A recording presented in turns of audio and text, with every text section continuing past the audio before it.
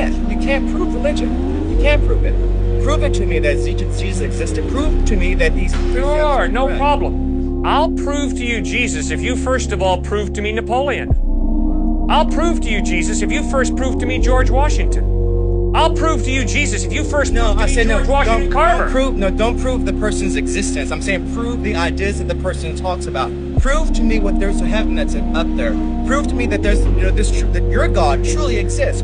Prove to me that these precepts of the Bible are truly true revelation. Prove to me that these things are actually there. I'm an empiricist. Prove to me that they're there.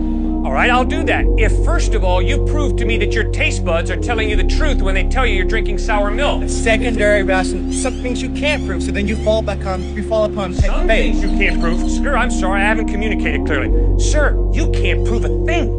To prove means to show it cannot be another way. You cannot prove a thing in life. You as a thinking human being don't base your life on proof. You base your life on evidence. What does the evidence point to? And you follow the evidence. To prove means to show. It cannot be another way. What can you prove in life? Prove to me we're having this conversation right now.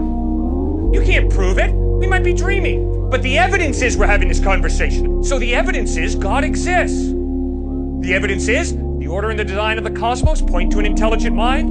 Moral absolutes point to some moral giver, lawgiver. Life comes from life.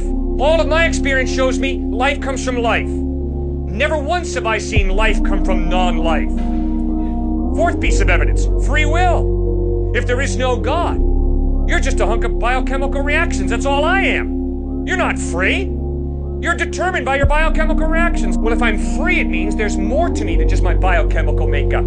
There's a soul, a personality, an I that goes beyond the biochemical. I have a free will. Well, the free will can only exist if there's some type of God who creates me biochemically, but also gives me a will that's not totally dependent upon my biochemical reactions.